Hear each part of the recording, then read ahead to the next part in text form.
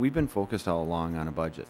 On a budget, we worked very hard. As you know, as a tax committee chair, putting together a tax bill isn't something you do, with gum and some string and a little baling wire. It takes a long time to do. The governor, as you know, all he has to do is agree with himself. Puts together the budget, he proposes it. We had the vote. To your point on a budget he can sign, the governor has to also present a budget or have one of your members of your caucus introduce a budget that can get 68 votes. The tax bill didn't get 68 votes.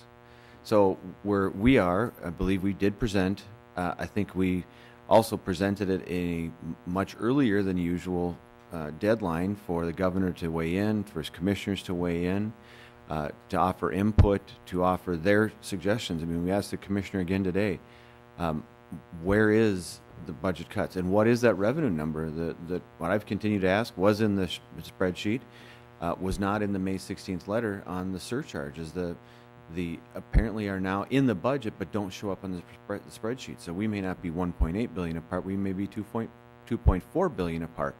So we've been focused on the budget.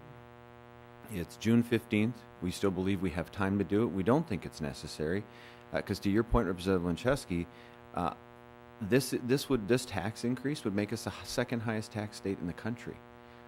With your help on a lot of votes, we've moved out of the top 5. We can't compete if Minnesota in the Midwest, but across the country, is the second highest top tax state in the country. This is the biggest budget in our state's history. We can fund our priorities within there. There are increases in those critical areas. Representative Greiling talks about education. There are critical increases in funding there. There is also in health and human services. But as I was taught as a kid, if everything's a priority, then nothing's a priority. And that's what we did in our budget, what we laid out in very, very detailed form. You put together the tax bill.